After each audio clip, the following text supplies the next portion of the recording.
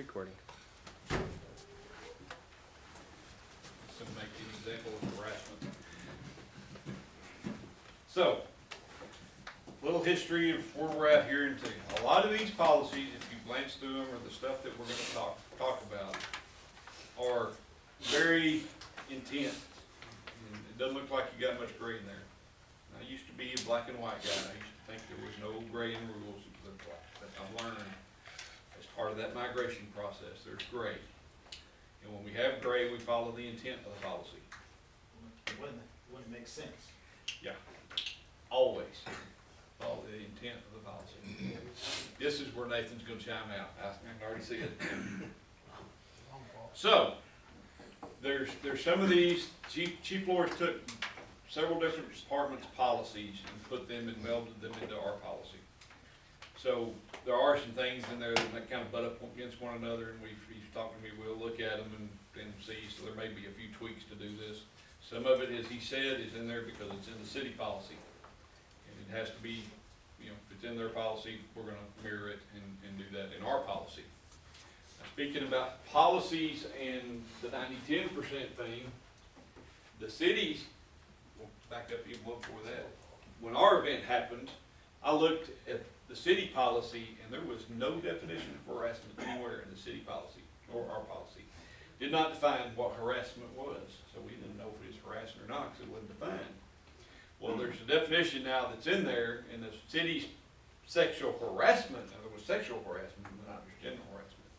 The city's sexual harassment policy went from one paragraph, about this long, to 3.5 pages, if you haven't looked at the new change. And I heard that was because the PD's got a little pocket of their stuff going on over there. There's a rumor that I've heard. That's why that policy changed. So they must have had an incident. Anyways, so we now have a definition of harassment. Spreading rumors. Huh? Spreading rumors. But you can spread, here's the difference. You can spread rumors, but are you doing it with intent to harm? That's the difference. So here's our definition of harassment. Epithets, derogatory comments, slurs, propositioning, or otherwise offensive words, actions, or comments on the basis of race, religious creed, color, national origin, ancestry, disability, medical condition, marital status, pregnancy, sexual orientation, gender identity, or age, whether made in general, directed to an individual or a group of people, regardless of, should be an F there, whether the behavior was intended to harass. You two aren't in trouble, right? Just saying right now, y'all on a hard road. It's pretty broad. Yeah. That pretty much, can you breathe without harassing somebody by that definition? Not if somebody wants to say that. It's pretty stringent, isn't it? But this is an intent statement. This is where we're headed with this. So realize there's some other things that will give you the saving grace comment that we'll talk about here in a little bit to do that. But some of these things, like I say, whether you direct it to the individual or not, if they overhear something that offends you, or they can be harassed, or whether you intended it to harass them or not, it can still harass and do that. But so those things to be mindful of. So when we talk about all these phrases right in here, what are these called? Protected classes. Where do protected classes originate, or how did they become protected classes? Lawsuits. Lawsuits, a little deeper. Where did they originate? The problem. An incident. An incident. An incident at the workplace? Where did the first protected classes show up? Nobody wants to say 1964, Civil Civil Rights. 1964 Civil Rights Movement, Title VII of the Civil Rights Act listed the original protected classes. And from there, it has expanded over time, usually based on lawsuits or different things. We've added protected classes along the way. But that's where the origination of protected classes are. The EEOC has the same power. They can do it. Like ADA came in 71. That was the basis of it. So they've expanded as time has gone on in doing that. So here's the forms of harassment. Bullying, hazing, can be verbal or written, can be physical or sexual. It can be race-oriented stories, vulgar obscene jokes, demeaning terms or names, crude jokes, lewd or offensive hand gestures, viewing or displaying or sharing sexually explicit items, or hostile physical contact. These are definitions and forms and what it includes. So bullying. What is bullying, Dustin? Imposing your will. Imposing your will. Kind of throwing your weight around a little bit, isn't it? So here's our, now notice these are not definitions in the policy. These are fire department based definitions because what's said in there is really a list of what bullying is. It doesn't really define it per se. So it's any act or threat of physical violence or harassment or intimidation or other threatening or disruptive behavior that occurs at the worksite. And then it's an aggressive, goal-directed behavior that harms another individual within the context of a power imbalance. And for the officers in the class, this one's important. I'll use Jake Taylor as our example. We've been picking on Jake all week. And Jake is okay with it. He's not offended by it, so it's okay. So on Station 1C shift, when Jake gets up in the morning, it looks like a goat's been sucking on his head all night because his hair is kind of like Rusty Watts, you know, Rusty Senior, Conrad's future father-in-law. So anyways, we make fun of his hair a lot in doing that. So, the difference is that if the firefighter level makes fun of Jake, it's different than if I or one of the officers make fun of Jake. Because there's a power imbalance. My threat or harassment to him, in essence, in that deal could be more construed to drive or demean than what if another firefighter did.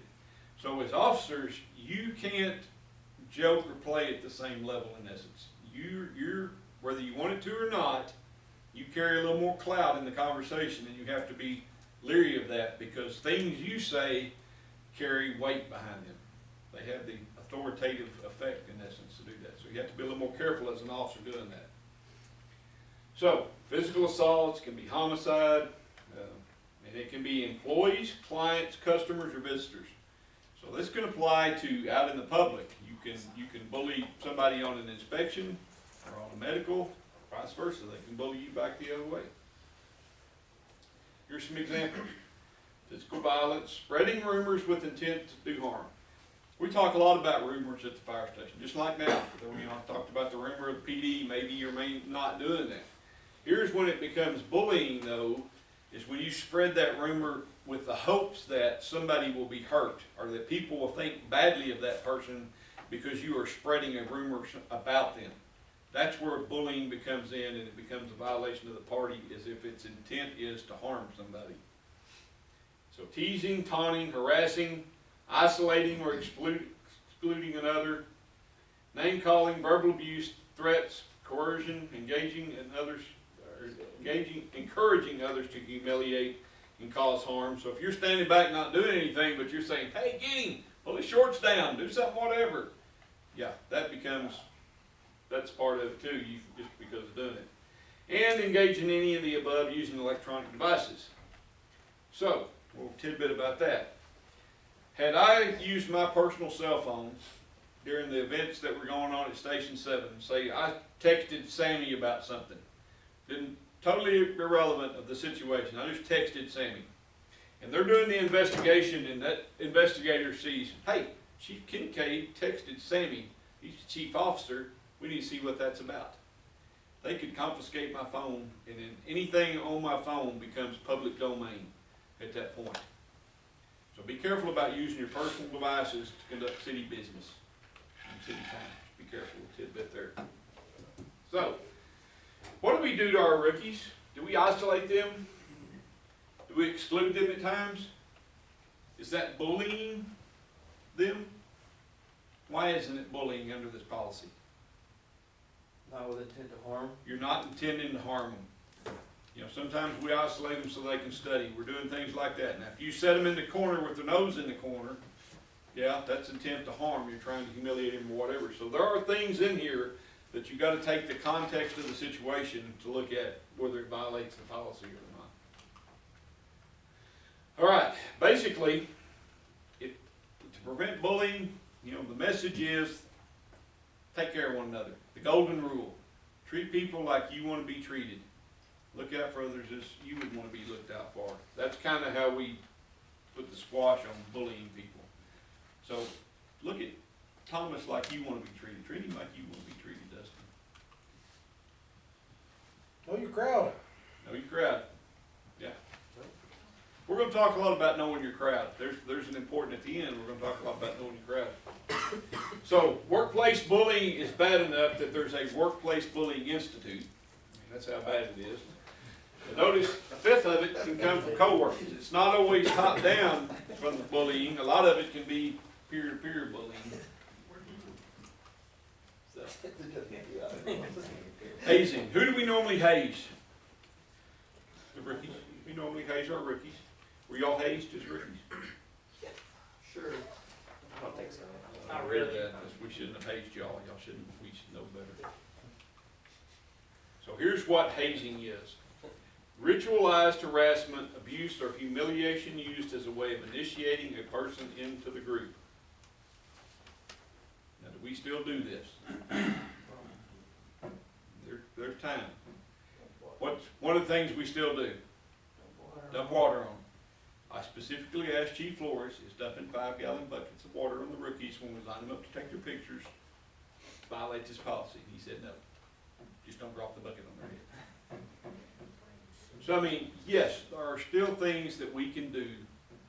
Now, yeah, grease guns and shock boxes, out of pocket. We're totally out of context. And there are things that we can do that go past this. But it's also, once again, this is a fire department culture thing for us. There is a rite of passage in doing things. There is, I asked Kiki, he was sitting in the first class, and I asked him, I said, so if we hadn't done that to you, would it have mattered? He said, I would have been mad. His dad's a firefighter. He kind of understands that a little bit differently. So I mean, there is a part of this that it's important for us within the culture to still do this. We just got to keep it in the safe bounds and not let it get out of hand. So it includes intimidations or threats to a person with ostracism or subjects them to mental stress or shame or humiliation regardless of consent. Austin, was the paramedic deal, or has it been mentally stressful for you? Very, very much so. So are we violating the policy because we subjected you to mental stress? Well, no, I think it's just a different standard. It's a different. It's not hazing in that particular. Once again, our job is stressful. When you come to work, it's stressful. It's stressful as a rookie just because you're learning things, you're new, it's all that. It's stressful. What this is when you subject them to exterior mental stress or ultra mental stress or things outside the norm, when you purposely, like I say, if you stand them in a corner and tell them to go put their nose in the corner, if you're doing things like that, that's subjecting them to mental stress outside the norm. So that's when you violate the policy or humiliate them or something like that. Everybody clear on these? Good? Okay. Discrimination. This is unjust or unfair treatment towards a fellow coworker based on their race, color, religion, sex, including pregnancy, gender identity, and sexual orientation or national origin, disability, age, or genetic information. Now, what's genetic information?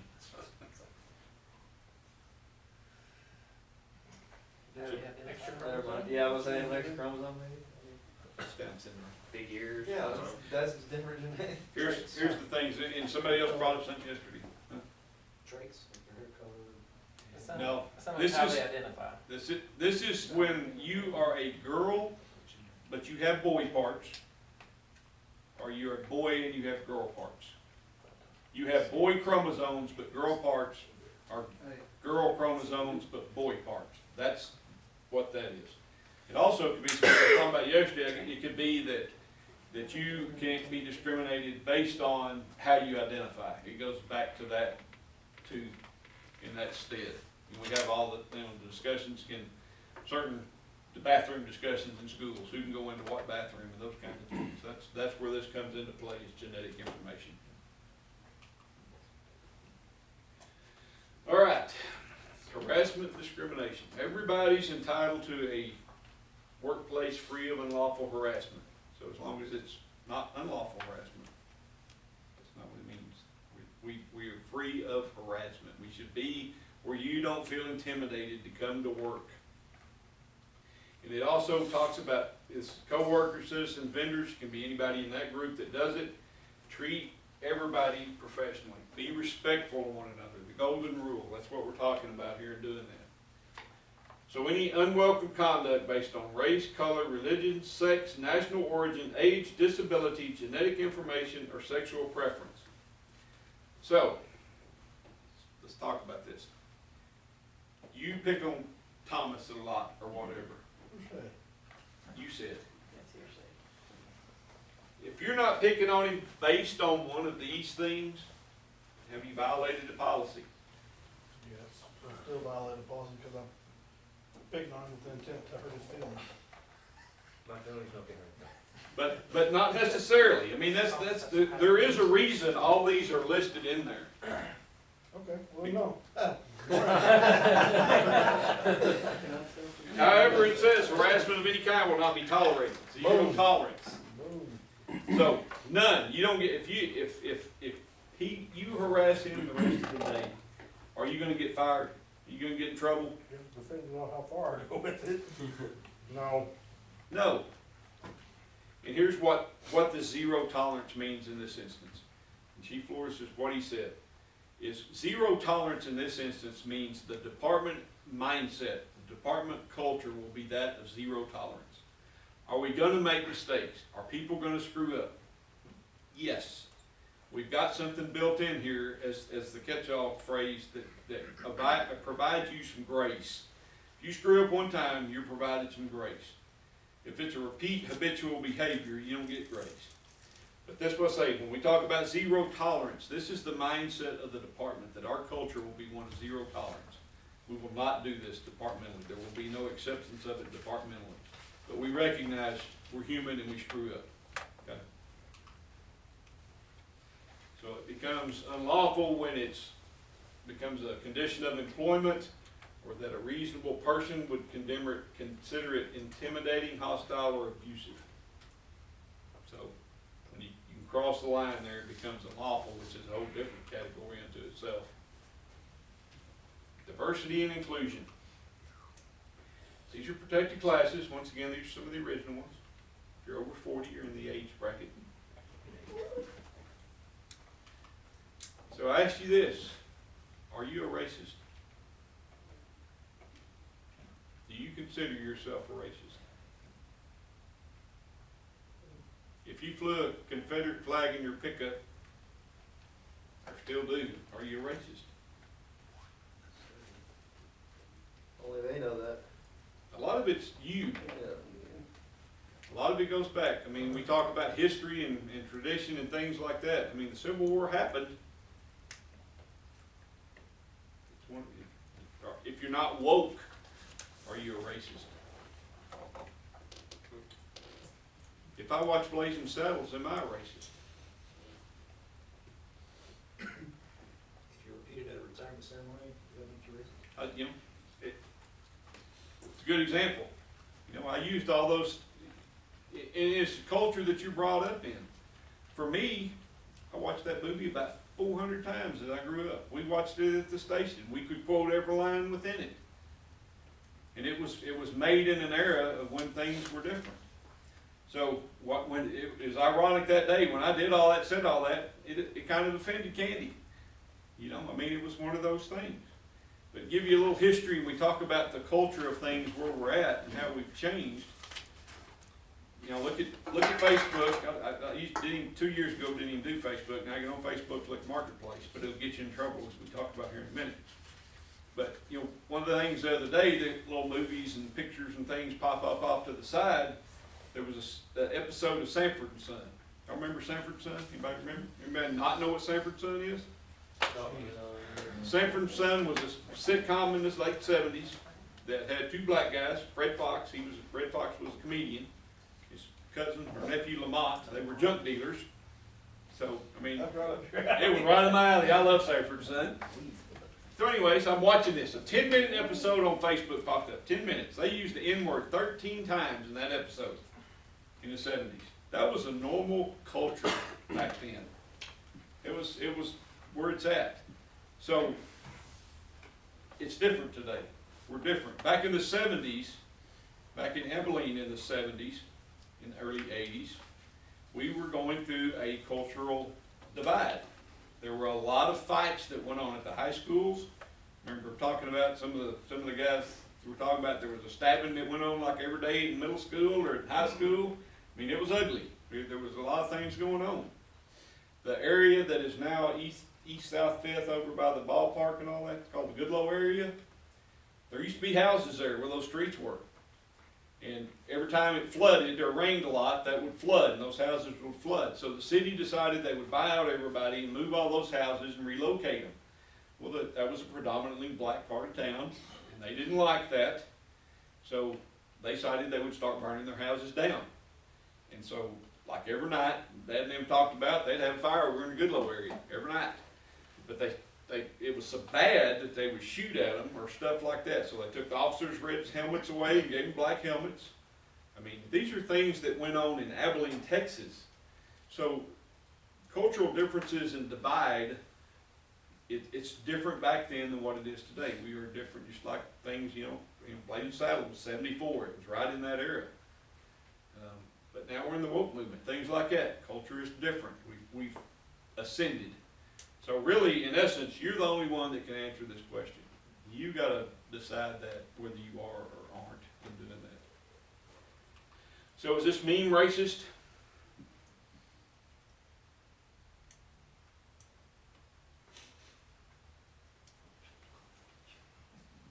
Absolutely. If you want to know what racism looks like, this is a meme that's racist. That's one of those. Even though it says don't be racist, it is. This is those subtle things that you got to be careful of, that you can't be doing at the stations. You can't be blending in and doing all that. So here's our definition of racism: the systemic oppression of a racial group to the social, economic, and political advantage of another. Traits are discriminatory practices, racial profiling, microaggressions. Good, glad we had that. I didn't know I had microaggressions, but I do. Stereotyping, racial harassment, telling racial jokes, using slurs, displaying offensive pictures or symbols, or referring to someone using a demeaning term. So a lot of this stuff went on at Station 7, right? One of those pockets we got to fix and do that. What does systemic mean in this definition? Like intended, organized, intentional. Organized. It was widespread. It was the group that was doing it. So when you have systemic oppression, like everybody at Station 7 was participating, that's systemic oppression. That is a systemic event. It's different than one person doing it. That's more of a toxic culture thing. You got to deal with that employee and deal with him and make it go away, versus a systemic where the whole crew's doing it. So we talk about diversity, inclusion, and belonging. Is our department diverse? Absolutely not. We are not a If you're diverse talking department. about like ethnicity, no. Yeah, But we're like not, when we're talking about diversity under this part, yeah, that's what it's talking about. We are 99.5% white male, if not more. Most people are from West Texas. There's not a lot of people outside of West Not Texas. diverse. John, what's your thoughts? We do have diversity. We do not represent, we aren't equally diverse, but we are diverse as a department. What though, when we talk about diversity, when you look at what defines diversity within a department, what do we normally look at? Ratios? Your demographics. Do you match your demographic? who you're serving. So from this intent, that's what I'm saying. As a department, we are not diverse. We don't match the demographics of the community. Now then, I will say this, even as long as I can remember, when I was in there as a division chief, we have tried to increase our diversity as a department. We still, all the time, we're trying different things to increase the diversity of our department. It just doesn't work for whatever reason. We have troubles in doing that. But we've tried for years, and we still try. We try to come up with new ways and doing all that. We try to be more diverse. It's hard for us. Are we inclusive? Does everybody feel like they have a way to contribute? Yeah. This applies more to you younger guys, I'm thinking. Are we more inclusive because our generations have changed, maybe. We weren't very inclusive back in the eighties, I know that. Nobody cared what you thought as a rookie or a 5-year guy or whatever back then. It didn't really matter. So we are, who says no? Who says we're not as inclusive? I think we're better at this. I think we're getting better at this. And I've asked all the minorities, no, I'm not counting you as a minority. I've asked all the minorities if they felt like they were included. It's your own class. Noah, do you feel included? Well, I'm not a minority. Okay. I do feel included. Something wrong with minority law? There's not, I'm just not. Most of them have said, all of them have said yes, they feel included. So I think as a department, we do a good job of this. We make them feel included. We do not outcast or ostracize them or whatever in doing that. So belonging, ensuring that everybody feels safe to be here. Do we feel safe? Chief Flores asked you this class here the other day. Do y'all feel safe? I'm not Chief Flores, y'all can tell me the truth. You don't feel safe? With our peers? I think that a lot of people's take on that was, do we feel safe with admin? Because of the disconnect sometimes between admin to the operations. In our station, yeah, absolutely. Feel safe. Absolutely. We feel safe at the station level, pretty much, right? Got those pockets of wherever. But there is a lot of this, it applies from top to bottom just in that scenario. Do we feel safe in that stead? That's been talked about over the last week and a half of whether the guys feel safe in that environment or not. A lot of discussion on it. So we do a pretty good job internally or externally. Do we do it externally? Do we make others feel safe when we're out and about? I think we do a really good job of that. I do.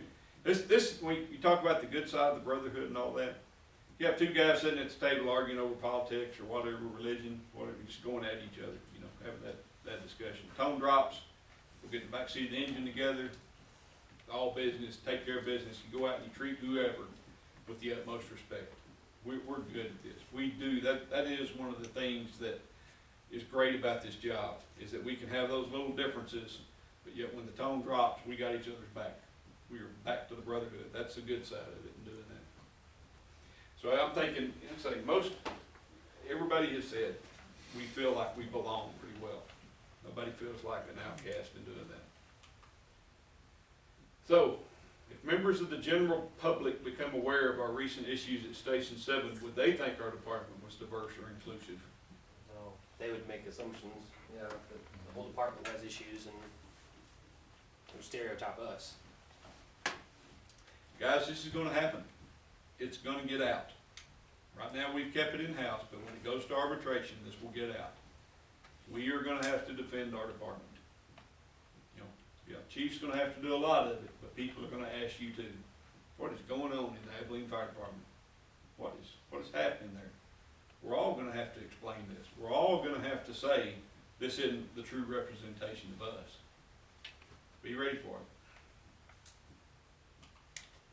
So, we talk about the policy, here's some obligations. There's three of them, there's one on the next slide and these two that are kind of the just crux of the matter. And when we read this one, I'm gonna say, hold your thoughts. Hold your thoughts before you dive in, because there is a grace period offered that we're gonna talk about in the next one. Supervisors and employees are required to report all incidents of suspected harassment or discrimination. Hold your thought, that's not necessarily the case. Doesn't mean exactly as worded. There are some caveats. So hold your thoughts on that one. Any member who feels that they are a victim of any form of harassment should clearly inform the person or persons participating in this behavior that they find it offensive. This one-on-one communication can be an effective way to end harassing behaviors. This is one of the stipulations, one of the things that's got to be clear moving forward. If you are being harassed or something is bothering you like that, you have an obligation to say, hey, I'm offended, stop it. You have to say that. You have an obligation to do that. It's not fair if somebody's doing something they don't know offends you, you gotta tell them, hey, you offended me, stop it. So we have that obligation, all right? Now then, here's the third part. If after being asked to cease harassing behaviors, a member resists stopping in any other manner other than offering an apology and stating it will not happen again, the target of the harassment should promptly inform his or immediate supervisor. So this is the saving grace part of the policy. You offend Thomas, and it's your first time you've done it, you've never done it again. So that's odd, but we're gonna use that as an example. And Thomas says, hey, you offended me. And you apologize, Thomas, I didn't realize I was offending you, I will stop, sorry, it won't happen again. And it never happens again, y'all are good. It ends right there. You don't have to do anything further. Now then, if he offends him again 2 hours after that, or 4 times the rest of the shift, if it becomes a more than a single event or a one-time thing, it's a repeated behavior, then you violated policy. So anything other than the one time you screwed up, I'm sorry, we go on, then you go back to this. Then you're required to report it.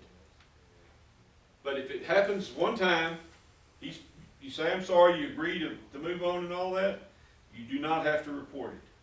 You have the option to, but you don't have to.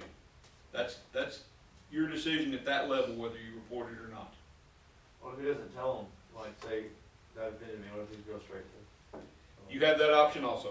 Okay. Per policy, you do have that option. Now then, here's the expectation within that. It better be a pretty egregious offense for you not to do that. And there are things that fall within that realm. But to be within policy, if he does something minor, and it's a first-time offense, yes, you have an obligation per policy to say, hey, stop doing that, you offend me. But there are things that somebody can do to you that go right to the top. And in those instances, I'm not going to get into the definition, but I think we can kind of assume what some of them would be, but they're, like I say, pretty egregious.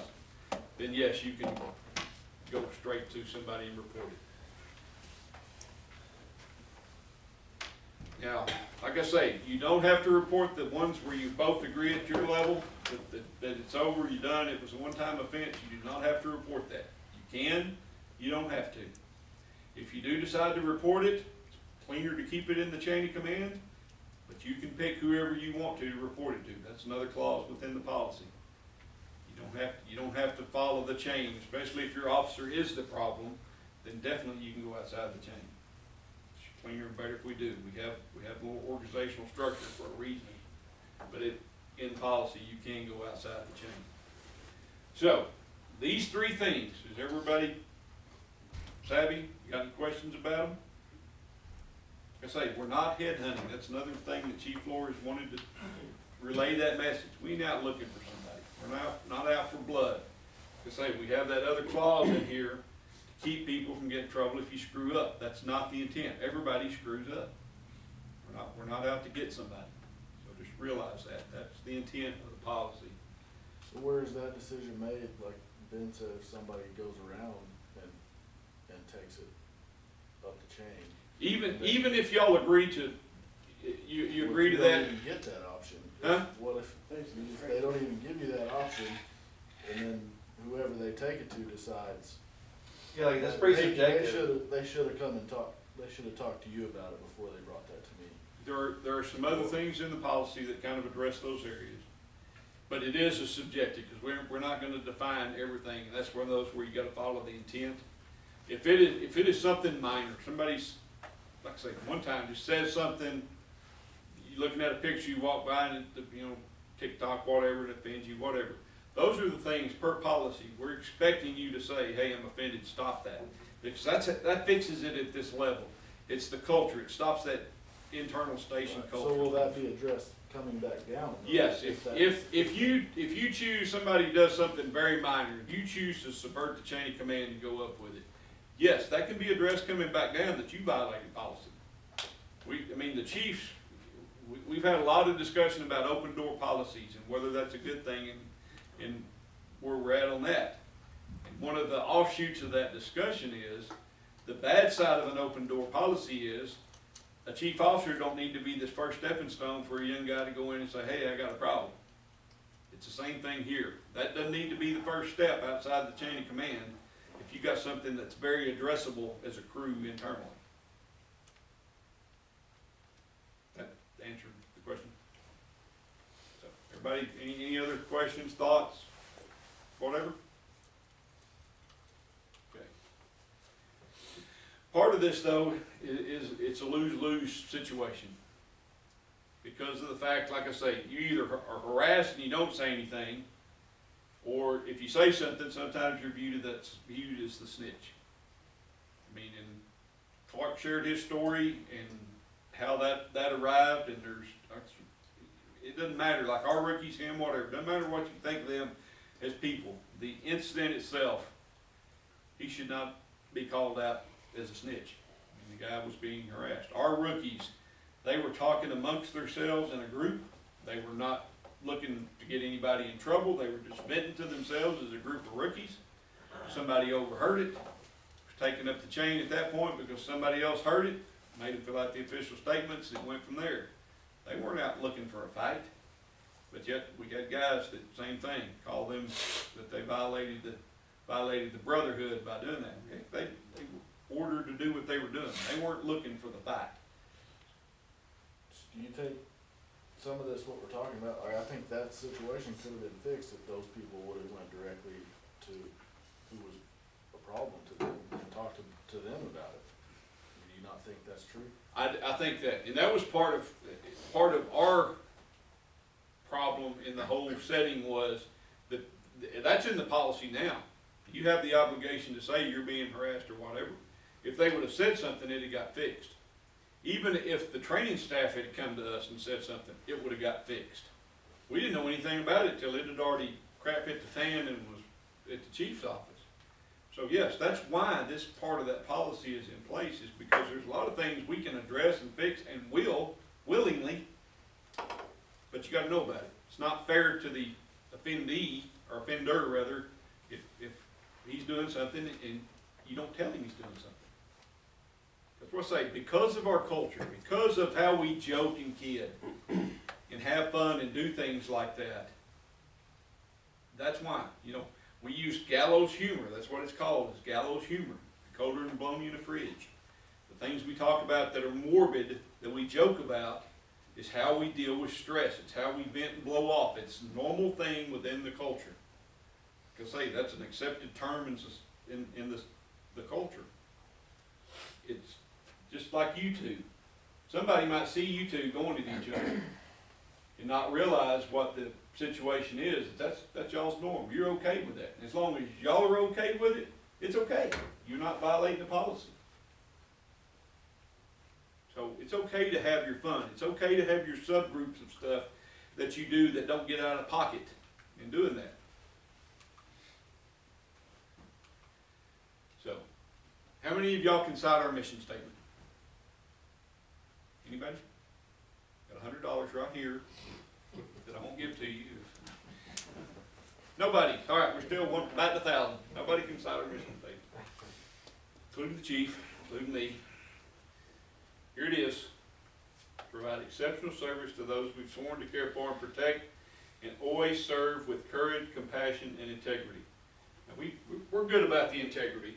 We are very good about that. That's just part of what we uphold, because we go in people's houses. They trust us, Are we good on the courage and compassion part? I think courage, compassion sometimes is a little lacking. More compassion towards the people we serve. For sure. Is this an internal driven or external driven mission statement? Is it aimed at the people we serve or us? More serving. It's more viewed as an external, but should it be rewritten to be more internal? Because we take care of ourselves too. Does it need to be rewritten? Well, I think that sometimes we forget that we're, like in my generation, I'm actually representing the generation before me, and after me.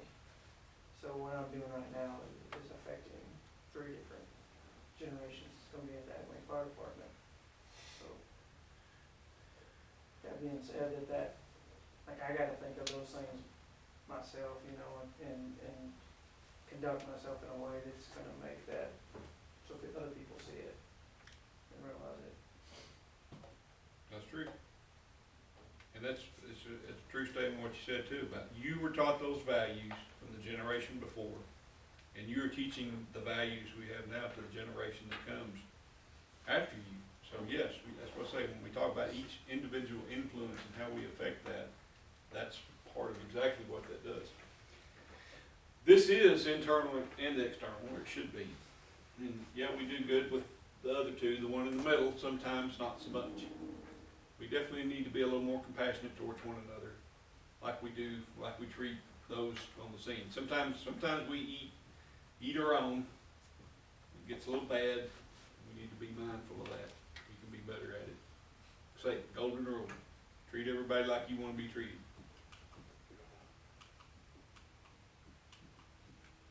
All right. Who can cite RISE? Who knows what these are? Respect, integrity, service above self, excellence, and all we do. All we do. Yeah, we can name these off pretty good. We're pretty good about these. We got them down because I guess it's an acronym or whatever. You remember when we had the B-shift discussion about the mission statement? Remember that? We had the argument about whether it should be long or concise or all that. Yeah, that was the point, was nobody can remember something that's long. I remember right, we all agreed it should have been cider. Instead of rice. What, is that what it's, sire? What, Cider. I got my notes on it. Yeah, I remember it was thrown back at us. yes, it was. That's stupid. All I remember is on the. I may bring the fact that nobody can cite this and point it out. I might do that. Might be spiteful, might not, I don't know. Anyways, yeah, we're candid that. So anyway, we do a good job with these. I'll say this, like I say, not to drag the class out. We do a good job with these. We do treat people with respect pretty well, externally, and for the most part, internally. And we do have the integrity. I mean, that's one of those things we're trusted with. The fact that we're in this job, that says a lot about service above self. We're here to serve. We're here to serve others. We're willing to put our lives on the line to do it. And Chief Flores has stated, you know, when he first took over as chief, we set the bar and we want to be above the line. And that's pretty much most of our expectations. The average is here, we want to be above average. We want to be above the ball, above the line. So, accountability.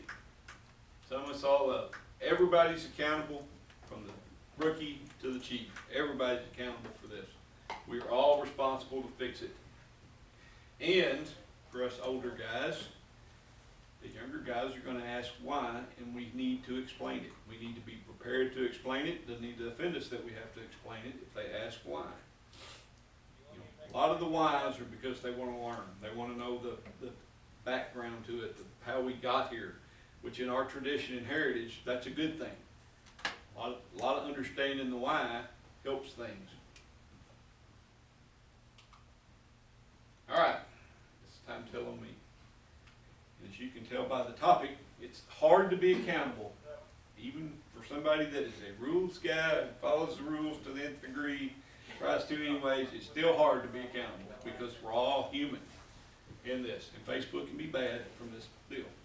So as I say, I get on Facebook time to time to look at the marketplace stuff. Occasionally, pictures pop up in the little memes and things off to the side and all that. And I was looking at it one day, and this picture pops up. I immediately thought to myself, that is Adam McGonigal shopping in Walmart. Immediate thought. And without thinking again, I fired off an email to Adam and Nathan and Jeremy Wolf and said, hey, I saw Adam shopping at Walmart. Didn't think nothing of it. Jeremy Wolf, being the jokester he is, sends this email back to me. And if you'll note this, it says forwarded to Abilene Fire, Abilene City Council, and Abilene Reporter News. For a split second, my face turned as white as his shirt. My guts poured out all over the floor because I thought, I have screwed the pooch. Why did he do that? I'm going to get fired. And then I realized he just put this in the body. And he comes in the next day in the station, he says, did I get you? I said, oh yeah, you got me all right. I said, that was good. Yeah. So, my question to y'all is, did I violate any policies? If somebody gets offended, he gets offended.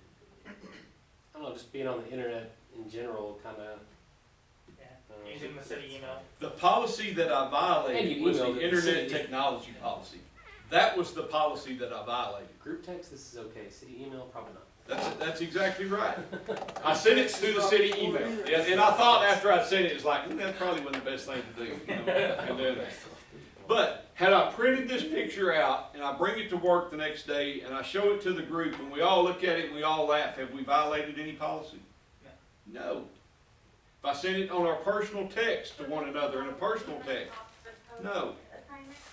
That could be. Now, Depends. Be harassment. Especially if you say, hey, what are you Based doing off at of this Walmart? policy. How'd you get those here's shorts the on? thing though, here we talked about, you got your safe groups or whatever. What's it look like at the front? I sent that to those guys knowing good and well none of them would be offended. And that's an important part of this deal. You've got your groups that you deal with, your crews at the station, those things. This is that humor that I'm talking about. We all got a good laugh at this. Adam put a funny response back to it. He thought that he was happy that I thought he looked that good. I mean, so we had fun with this. There was no harm, no foul in this, other than I sent it through the city email. So I want you to understand in here too, you don't have to come to work and your job be drudgery every day. We can still have fun. This is our culture to have fun. We are a part of this. How we deal with stress. That's how we vent. That's how we bond and all that. So hear that message too, that you could violate the policies and it's in there how you violate it, but you can still have this too. Pockets of this are okay. We can still have fun. Huh? I don't want that. Yeah. Somebody said, could you please change the slide? I I was doing it. Yeah, we all got a good laugh out of that one. So, hear that too. Our culture's different. Now, would the HR guy that's coming in to teach the class or whatever 6 months from now, would he find that funny? Yeah, not one bit. But that's what I say. Our culture is different. That's an accepted okay. We're going to acknowledge that. But we can acknowledge too that times we get out of pocket a little bit. And we got to get back in pocket. We need to acknowledge those too. So, let's say, we ain't broken. We just got a little incident we got to deal with and fix them and move forward in doing that. So, everybody's responsible, from the rookie to the chief. We're all responsible for fixing this culture and making sure that it doesn't happen. So, at this point, this is the final thoughts. You have a chance to say or question anything. It's your time to open up. Seems kind of petty, but I hadn't seen an M&M come out yet. Nobody really asked. I mean, there's been some really good stuff, but if you want an M&M, I don't want to offend anybody. Come get you an M&M I before was you just leave. worried about all the hands That way, diving in the bag. all right, put some gel on, set the gel up here, put some gel on, and get an M&M. I'll pour them out on the table. I don't want to offend anybody though if you ain't got M&Ms. Mhm. Yeah. Anything else?